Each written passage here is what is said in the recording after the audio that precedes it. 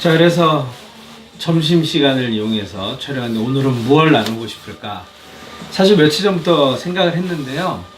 적당한 모델이 없어서 못하고 있었어요. 그게 무슨 말이냐면 오늘 얘기 나누고 싶은 건 제목처럼 4륜구동 시스템 혹은 올휠 드라이브, 뭐 약간 우리 요즘 오프로드 차나 아니면 온로드 승용차에도 많이 적용되고 있는 네 바퀴 굴림 방식 4륜구동 시스템에서 얘기를 나누고 싶은데, 그걸 좀 디테일하게 얘기하려니까 뭐 약간 미니카 같은 게 있어서 이렇게 좀 바퀴를 보여드리면서 하면 참 좋겠는데,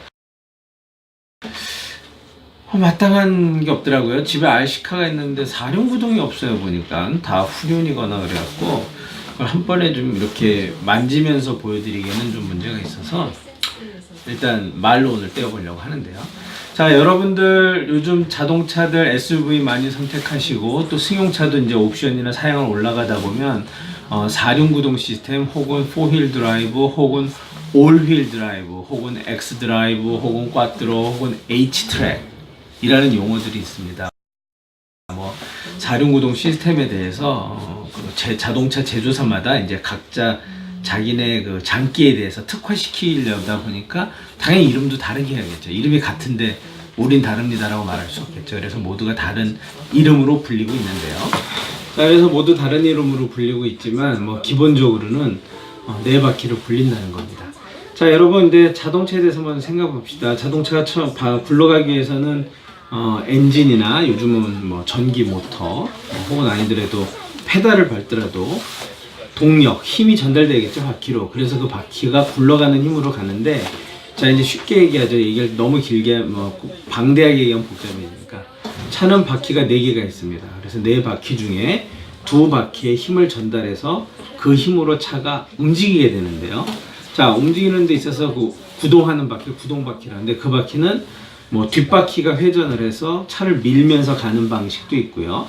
앞바퀴가 돌아서 차를 끌고 가는 방식도 있습니다. 흔히들 그래서 앞바퀴가 끌고 가는 방식을 FF, 그다음 뒷바퀴가 미는 방식을 이제 FR이라고 하는데요. 자, 앞에 F는 엔진이 어디 있느냐입니다. 그러니까 프론트 엔진, 프론트 휠 드라이브 하면 FF. 그다음에 뒷바퀴 굴림 방식은 FR, 프론트 엔진, 그다음에 리어 휠 드라이브. 그래서 FR 되는데요. 뭐 그러면 엔진 위치가 어디냐에 따라 또 얘기가 참 우리 복잡해지겠죠. 뭐 MR이냐 뭐 MF는 잘 없는 것 같습니다. MR이냐 혹은 RR이냐 뭐 이런 식으로 해서 또 엔진 위치에 따른데, 자, 그 이제 구동 계통으로 가면 이제 좀 얘기를 다시 해야 되니까 오늘은 여기까지만 하고, 그래서 앞바퀴 굴림 방식은 FF나 뒷바퀴 굴림 방식은 FR. 대표적으로 현대자동차는 거의 FF 방식으로 나오죠. 그 다음에 대표적으로 BMW나 벤츠 같은 경우는 FR 방식이 상당히 많습니다. 그래서 뒷바퀴 굴림 방식. 현대에서는 뭐 제네시스 같은 경우에 이제 에쿠스 FR 방식을 쓰고 있고요. 자, 그래서 어쨌든 동력이 바퀴로 전달돼서 차가 가는데요. 자, 여러분, 힘이 있다고 칩시다. 100이라는 힘인데 2바퀴로 전달되면 각각 바퀴에 힘이 얼마씩 전달된다고 그냥 표현할 수 있을까요? 쉽게 50, 50의 힘이 가는 겁니다. 자, 그런데 여기서 이제 문제가 생겨요. 자, 지금 이제 오프로드 기준으로 얘기할게요. 온로드용 4휠 드라이브 차 말고요. 자, 그래서 오프로드를 가면 여러분 2바퀴가 이제 당기든가 앞에서 뒤에서 FR 밀든가 해서 가게 되는데요. 자, 차가 잘 갈 수 있는 조건에 반대되는 거. 그러니까 차가 잘 갈 수 없는, 그러니까 구동력을 잃는 조건이 있습니다. 엔진이 뭐 꺼지는 거 말고요. 자, 가장 큰 거는 바퀴가 회전하는데 지면을 밀고 가거나 끌고 가기 위해서는 마찰력이 필요한데요. 타이어와 노면 사이에 마찰력이 있어야 되는데, 비포장길을 가게 되면 자갈이나 돌이 있거나 혹은 큰 바위가 있거나 혹은 경사가 가파라지거나, 여러분 지면에 차 바퀴가 있을 때에 90도 각도인 것보다 지면과 각도가 좁아질수록, 여기가 각이죠. 좁아질수록 마찰력이 떨어지게 됩니다. 자, 그러면 간단히 생각해 봅시다. 차가 힘이 없으면 못 올라가겠죠. 엔진이 너무 힘이 없으면. 근데 힘이 없지 않고요. 힘은 충분하다는 조건으로 갈게요. 힘은 이미 뭐 어디든지 갈 수 있어요. 근데 마찰력이 떨어지면 차가 못 가겠죠. 그러면 바퀴 2개가 50, 50의 힘으로 밑에가 자갈이든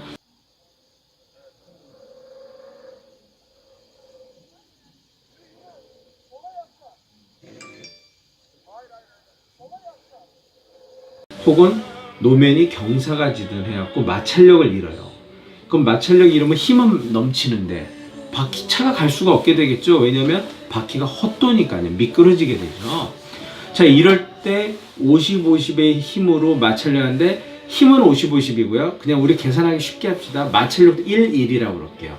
그러면 힘은 넘치는 50, 50의 힘에 마찰력이 1, 1이면 그 바퀴가 미끄러지기 시작한 시점에서는 더 이상 진행할 수가 없어요. 근데 바퀴 4곳으로 동력을 전달한다고 할게요. 그러면 100의 힘이 25, 25, 25, 25로 전달됩니다. 자, 여기서 잘 들으세요. 한 바퀴당 분배되는 힘이 분산되면 총 힘 100은 동일하나 바퀴 하나당 가해지는 힘이 낮아지죠. 그러면 만일에 마찰력이 같은 조건이라면 한 바퀴당 힘이 적기 때문에 각 바퀴가 슬립하거나 미끄러질 수 있는 가능성은 점점 낮아집니다. 왜냐하면 초기 힘이 50이라는 힘이 팍 가는 거와 25, 25가 팍 갔을 때 미끄러진 힘이 적죠. 여러분, 마찰력은 순간 마찰력이 있고 지속 마찰력인데 지금 말씀드린 건 순간 마찰력이에요. 바로 차가 구동하고자 하는 순간에 마찰력은 타이어와 노면의 관계도 있지만 그 각 바퀴에 전해지는 힘이 과할 때도 마찰력을 잃게 됩니다. 그래서 4바퀴로 동력이 분산되면 각 바퀴에 전달되는 힘은 줄어드나 그로 인해서 마찰력을 잃을 가능성이 좀 더 줄어들고요. 자, 두 번째로 2바퀴만이 마찰력을 1, 2를 제공했지만 나머지 2바퀴도 함께 힘을 전달하게 된다면 거기에 마찰력이 또 1, 1이 추가됩니다. 기존의 바퀴가 땅에 다 있지 않나요? 다 있죠. 모든 바퀴가 땅에 다 있습니다. 그럴 때 차가 뒤로 안 미끄러지고 가만 서 있을 수 있는, 경사에서 서 있을 수 있는 거는 4바퀴의 정지 마찰력이 전달되기 때문입니다. 근데 가기 위해서는 구동 마찰력이 필요합니다. 바퀴가 돌 때 발생하는 마찰력. 근데 2바퀴만, 뒷바퀴나 앞바퀴만 도는 것보다 4바퀴가 동시에 돈다면 구동 마찰력이 4배로가 아니죠. 2배로 증가되는 거죠. 2바퀴일 때보다는 4바퀴일 때가 2배로 증가됩니다. 자, 정리되셨나요? 마찰력이 2배 증가하고요. 어떨 때요? 4바퀴 굴림 방식일 때 마찰력이 2배 증가되고 각 바퀴당 전달되는 구동력이 분산됨으로써 출발하는 그 순간 마찰력이 더 증가되는 거죠. 증가하는 표현은 맞지 않을 것 같아요. 하지만 그 동일한 마찰력이지만 순간적인 파워가 줄기 때문에 미끄러질 확률이 줄어드는 거죠. 그래서 마찰력 증가와 그 구동력을 잃는 슬립 현상의 감소로 인해서 4바퀴 방식, 4바퀴 굴림 방식은 노면의 마찰력이 저하된, 감소된 상황에서 보다 뛰어난 구동력을 발휘하게 됩니다. 이해 안 되신 분은 댓글 달아주시면요, 저랑 계속 얘기할 수 있을 것 같아요. 자, 다음이요. 자, 그러면 이제 사륜구동은 어떻게 해서 처음 시작됐을까요? 뭐 당연히 오프로드에서 시작됐겠죠. 도로가 많이 깔리지 않고 포장 상태가 좋지 않던 과거에 오프로드에서 4바퀴 굴림을 생각하게 됐고요. 1902년 폴란드에서 스파이커라는 차로 처음 사륜구동이 시작됐다고 하더라고요. 하더라고요라는 정직한 표현을 썼습니다. 왜냐하면 제가 아는 게 아니라 인터넷을 찾아봐서 아는 거거든요. 그리고 그 뒤에도 미국에서 1908년 배틀십이라는 자동차로 사륜구동이 시연됐고요. 그 다음에 이제 우리가 이제 정확히 알고 있는 거는 이제 2차 대전 당시에 이제 미국이 군용차로 사륜구동을 이제 활용하게 됐는데 그 역사 얘기는 또 길어집니다. 여러분 아시는 뭐 찝이 원래 우리가 알고 있는 찝은 아니고요. 최초에는 이제 아메리칸 팬텀이라는 이제 사륜구동인데 그 차량이 한 회사만 공급하는 거에 대한 문제가 있어서 이제 미국에서 그 당시 미국 정부에서 이제 공급 다변화를 했고요. 그 중에 하나가 현재 우리가 알고 있는 찝이라는 자동차입니다. 자, 그래서 찝은 자동차의 브랜드 네임이고요. 사륜구동 시스템을 얘기하는 건 아니지만 마치 봉고가 화물차나 예전에 승합차를 봉고라고 했듯이 이제 사륜구동 오프로드 차량에 대한 대표적인 대명사가 됐습니다. 찝은.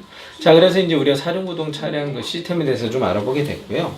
자, 그래서 사륜구동 시스템을 우리가 이제 얘기하는 중에 이제 오프로드에서 어떻게 힘을 발휘할 수 있는지. 그래서 다들 사륜구동차를 힘이 좋다라고 표현하는데 엔진 힘은 변하지 않습니다. 다만 기압 비율, 미션의 조정으로 인해서 좀 더 바퀴에 전달되는 파워를 증가시키거나 혹은 힘은 충분하지만 마찰력을 증가시키는 방법을 활용해서 차량의 그 오프로드에서 주행 성능 혹은 이제 어떤 슬립 현상으로부터 탈출하는 능력을 증가시켰고요. 자, 그렇게 해서 이제 차량을 운행하다 보니까 이제 네 바퀴 굴림 방식에는 물론 이제 여러 가지 제약점들이 있어요. 근데 그걸 이제 기술을 계속 발전하다 보니까 안전성을 찾아내게 됐습니다. 여러분, 승용차 같은 경우는 오프로드를 가려는 목적은 아니고요. 그 흔히 우리 아우디가 이제 꽈트로 광고할 때 눈, 미끄러운 길이라든가 혹은 스포츠 카들이 경주에서 좀 더 나은 접지력, 드라이빙 능력을 개선 이제 만들기 위해서 사륜구동이 적용됐어요. 제 알기로 최초 적용된 사례들은 일단 경주차들일 것 같아요. 아까 말씀드린 것처럼 FF 차량은 앞에 엔진이 있고 앞이 구동바퀴니까 거기 미션도 들어가고 그래서 앞에 중량이 무겁습니다. 그래서 회전할 때 회전 반경에 바깥으로 밀려나가는 이제 오버스티어 현상이라는 게 이제 많이 발생하고요. 언더스티어인가요? 오래간만에 갑자기 지금 생각하니까 헷갈리네요. 많이 밀려나가니까 언더스티어죠. 내가 꺾은 것보다 더 크게 도니까. 그 다음에 후륜구동 차량들은 뒷바퀴가 회전을 밀다 보니까 앞을 가는데 뒤를 막 밀다 보니까 회전하니까 뒤가 저희가 이제 조향 핸들을 꺾는 방향이 안쪽으로 꺾이는, 그래갖고 원래 원하는 회전 반경보다 더 안으로 들어가는 오버스티어 현상이 발생하는 것들이 있습니다.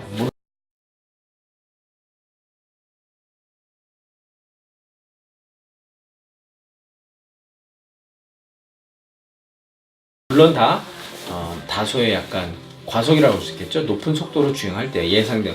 그러니까 흔히 그냥 우리 일반적인 상황에서 그런 일이 발생하지 않는다고 할 수 있지만, 과속을 즐기시는 분이나 혹은 사고를 피하기 위해서 과도한 핸들 조작할 때 언더스티어나 오버스티어 같은 현상들이 나타나죠.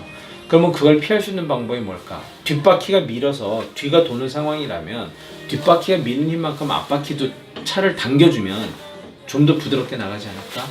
혹은 앞바퀴가 당기는데 당기면서 막 밀려나가는 것보다는 뒷바퀴가 또 같이 돌아준다면 좀 더 부드러운 그 회전 방향, 커브 곡선을 그릴 수 있지 않을까? 라는 것들이 연구가 됐고요. 그래서 대표적으로 경주차에 먼저 적용됐고요. 그리고 많은 이제 안전을 추구하는 승용차들의 사륜구동 시스템이 적용됐습니다. 물론 승용차에 적용되는 건 오프로드용 차에 적용되는 것과는 상당히 다른 또 고차원적인 기술 문제들이 있습니다. 자, 그런 이제 깊은 얘기들은 좀 다음에 다루도록 하고요. 그래서 사륜구동이 아까 말씀드린 벤츠에는 포메티, BMW는 뭐라 그러죠?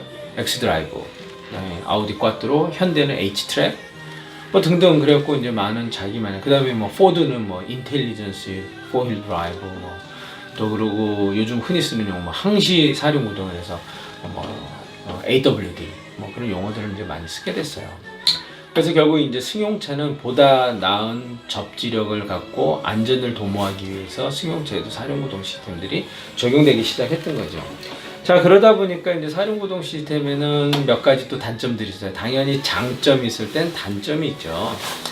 단점 중에 하나는 일단 무게가 증가돼요. 시스템이 늘어나니까 기아도 더 많아지죠. 앞에만 있던 기아 혹은 뒤에만 있던 게 반대편에도 있어야 되고. 무게가 증가하면 뭐가 안 좋아지죠? 연비가 안 좋아지죠. 그래서 연비라는 문제가 발생하게 됐고요. 그 다음에 당연히 회전 반경이 좁아지지 못하고 커지는 현상이 많이 발생했습니다. 왜냐하면 네 바퀴를 동시에 돌리다 보면 디퍼런셜 기어라는 게 두 군데 앞뒤로 생겨야 되는데 그 회전차가 어느 이상 줄일 수 없기 때문에 회전 방향이 많이 넓어집니다. 그래서 여러분 운전해 보시면 사륜구동 차량들이 대부분 주차장에서 주차할 때 몇 번 더 꺾어야 돼요. 왜냐하면 앞바퀴가 조향바퀴가 많이 꺾이지 않기 때문에 회전 각도가 크지 않기 때문에 그런 현상들이 발생합니다. 자, 그래서 그걸 개선하기 위해서 수많은 기술들이 있지만 그 대표적인 예가 이제 가변 사륜구동 시스템입니다. 그러니까 평상시에는 전륜으로만 가든가 후륜으로만 가다가 타이어가 미끄러지는 게 감지되거나 혹 감지되면 사람의 매뉴얼 힘으로 사륜을 넣을 수도 있고, 그 다음에 이제 자동차에 있는 이제 시스템이 자동으로 인식하고 센서들이 가변으로 사륜구동을 하게 됩니다. 그런 중에 여러분이 알고 계신 대표적인 차량이 포드의 우리 길에 많이 볼 수 있는 익스플로러 같은 경우가 가변 사륜구동 시스템이고, 부르기는 인텔리전스 포힐 드라이브라고 그러죠. 그래서 평상시에는 FF 압박효 굴림 방식을 이용합니다. 그래서 장점은요, 연비가 좋죠. 하지만 타이어가 미끄러지거나 구동력을 잃는 현상이 발생하면 바로 4륜구동으로 전환해가지고 접지력을 늘려서 주행 성능을 향상시키는 그런 차량이 있습니다. 하지만 이게 변환하는데 암만 빨라도 0. 몇 초의 시간차가 차량이 운행하는 가운데, 특히 사람이 굉장히 예민한데 우리 인간이라는 게 그게 불편할 수도 있는 거예요. 그래서 기술이 됨에도 불구하고 4륜구동을 항시 유지하도록 하는 또 제조사들이 많이 있는 겁니다. 왜냐하면 연비를 포기하더라도 어차피 안전을 위한 거니까. 그리고 그게 싫으신 분은 그걸 선택 안 해도 되도록 옵션이 있기 때문에, 그래서 항시 4륜구동 시스템을 채택해서 운영하고 있는 차들이 상당히 이제 늘어나고 있는 추세입니다. 뭐 최근에 나온 차량들 중에도 보면은 뭐 벤츠나 렉서스 다 항시 4륜구동 시스템들이 많이 있는 것 같고요. 하지만 여전히 BMW X드라이브라든가 그 다음에 현대 H트랙 같은 경우 가변 시스템을 유지하고 있는 것 같고, 그 다음에 뭐 또 이 중에도 전자 방식이 아닌 게 대표적으로 아우디는 기계 방식을 여전히 항시 4륜 방식을 많이 이용하고 있는 것 같고요. 그리고 이제 또 우리가 제일 잘 아는 이제 오프로드 차들, 뭐 레인지로버, 그 다음에 험머, 집, 그 다음에 뭐 도요타 랜드크루저, 하여튼 수많은 오프로드 뭐 픽업 트럭이나 4륜구동 차량들은 대부분 매뉴얼로 가변 방식을 채택하고 있습니다. 왜냐하면 승용차랑 다르게 항시 4륜을 추가하지 않기 때문에 버튼이나 전자식 버튼이나 혹은 기아 레바를 이용해서 4륜구동을 필요할 때 적용하도록 하고 있고요. 물론 다 그렇지는 않습니다. 그 중에도 항시 4륜을 추구하면서 가변이나 혹은 그냥 고정 방식을 채택하는 차량들도 있고, 그래서 다 분류하기는 어려울 것 같아요. 워낙 복잡하게 유지가 되고 있군요. 다만 4륜구동 방식을 항시 유지하기 위해서는 정비해야 되는 부품이 늘고 연비가 늘고, 그러니까 연비가 안 좋아지죠. 연비가 늦는다는 표현은 이상하네요. 예, 연비가 안 좋아지죠. 그래서 기름 소모량, 가스 소모량도 더 늘고, 이런 단점이 현대사회에서 상당히 좀 치명적이기 때문에, 그래서 가변 방식이나 혹은 매뉴얼로 옵션에 따라 운전자가 선택할 수 있도록 많이 하고 있습니다. 자, 어느 정도 얘기를 다 말씀 나눈 것 같아요. 가장 중요한 건 앞에 나눴던 얘기죠. 4륜구동이 왜 더 좋은 성능을 발휘하나. 여기서 좋은 성능이라면 빨리 가는 게 아닙니다. 차가 주행 중에 미끄러지는 상황, 회전하다 미끄러지든 혹은 올라가다 미끄러지든 혹은 스타트하다 미끄러지는 상황에서 왜 4륜구동이 효율적인가에 대해서 초반에 나눈 부분이 제일 중요한 것 같고요. 뭐 유튜브 좋은 게 뭡니까? 돌 앞에 한번 보면 될 것 같고요. 봐도 제 설명이 좀 클리어하지 않은 부분, 명확하지 않은 부분이 있으면 댓글 남겨주시면 다시 한번 또 우리 얘기 나눠보도록 할게요. 그리고 이제 4륜구동 시스템에서 마지막으로 좀 말씀드리고 싶은 게 있습니다. 제일 중요한 거. 혹시 여기까지 비디오를 안 보신 분들한테는 죄송한데요. 보신 분들한테만 말씀드린다면, 제일 중요한 건 지금까지 우리가 무슨 얘기했죠? 4륜구동이 잘 간다라는 얘기만 했습니다. 어려운 상황에서. 그러니까 주행하기 나쁜 상황에서 좀 더 개선된 능력을 발휘할 수 있다가 4륜구동. 자, 근데 정지할 때는 어떨까요? 정지할 때는 아무 소용이 없습니다. 4륜구동차가. 그래서 4륜구동차가 암만 홈로를 잘 가도요, 정지할 때 미끄러지면 똑같습니다. 정지할 때 미끄러지는 건 이제 브레이크 얘기로 가고 타이어 얘기로 가야지 4륜구동 시스템이 차의 안전을 보장하지는 않습니다. 그러니까 주행 능력을 개선해 주는 거지 정지 능력이나 위험 탈피 능력을 개선해 주는 건 아니라는 거. 그래서 많은 분들 4륜구동 승용차나 혹은 자동차 운전하면서 특히 눈길에서 잘 쓸 것처럼, 잘 가니까 잘 쓸 것처럼 막 가시는데요. 잘 갈 수 있으나 설 때는 똑같다는 걸 기억하시고, 특히 겨울입니다. 눈길에서 4륜구동 위험한데 잘 벗어나세요. 하지만 과속 후에는 정지는 똑같습니다. 안전운전 하시고요. 다음에는 차 얘기로 또 한번 만날 수 있도록 노력해 볼게요. 그리고 참고로 오래된 차, 15년 이상 된 차 유지하고 계신 승용차나 SUV 갖고 계신 분들 있으면 연락 주세요. 촬영하고 싶어요. 감사합니다. 오늘 좋은 하루 되세요.